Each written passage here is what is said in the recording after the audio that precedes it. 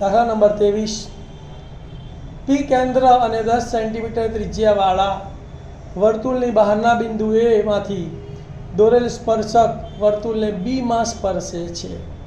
જો પી એ બરાબર 26 સેન્ટીમીટર હોય તો એ બી શોધો.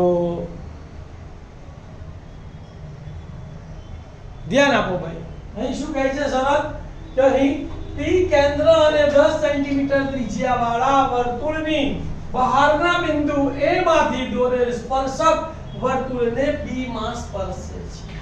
એક વર્તુળ દોર્યું, એનું કેન્દ્ર પી લીધું, એનું બહારનું બિંદુ એ, સ્પર્શક કાં તો નીચે લો કાં તો ઉપર લો, કોઈ પણ એક બાજુએ લઈ શકાય. આપણે નીચે લીધો એ બી, અહીંયા સ્પર્શક બી બિંદુમાં સ્પર્શે છે. તો આ સ્પર્શ બિંદુએ દોરેલી ત્રિજ્યા સ્પર્શકને કેવી હોય? લંબ. એટલે આ ત્રિકોણ કેવો બન્યો? કાટકોણ ત્રિકોણ. પીબી બરાબર ત્રિજ્યા કેટલી લેવાની? 10. પીએ બરાબર 26 સેન્ટીમીટર આપેલું છે, પીએ 26 છે તો એ બી શોધવાના છે. તો આપણને સૂત્ર ત્રિપુટી ખબર છે, 10 જેમ 24 જેમ 26. તો આપણો જવાબ કેટલો આવશે? 24. પાયથાગોરસના પ્રમેયનો ઉપયોગ કરવાનો છે. તો શું લખશું બોલો?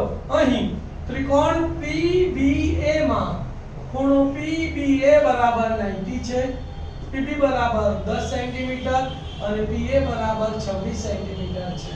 માટે પાયથાગોરસના પ્રમેય મુજબ તો આપણે આ AB શોધવાની છે. તો પહેલા આ ખૂણો સમાવતી બાજુઓના વર્ગોનો સરવાળો બરાબર કર્ણના વર્ગ થાય. તો માટે સૂત્ર શું લખીશું બોલો?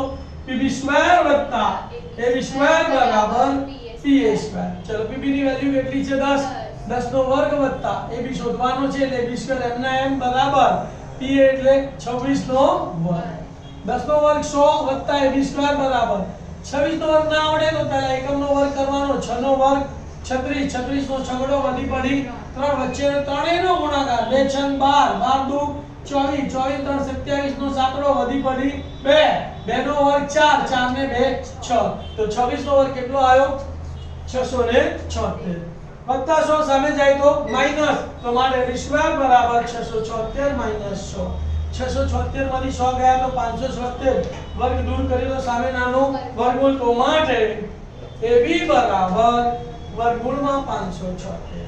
576 એ કોનો વર્ગ છે? 24 નો. આપણને આમે ખબર છે કે 10 જેમ 24 જેમ 26. તો માટે ab બરાબર 24 સેન્ટીમીટર.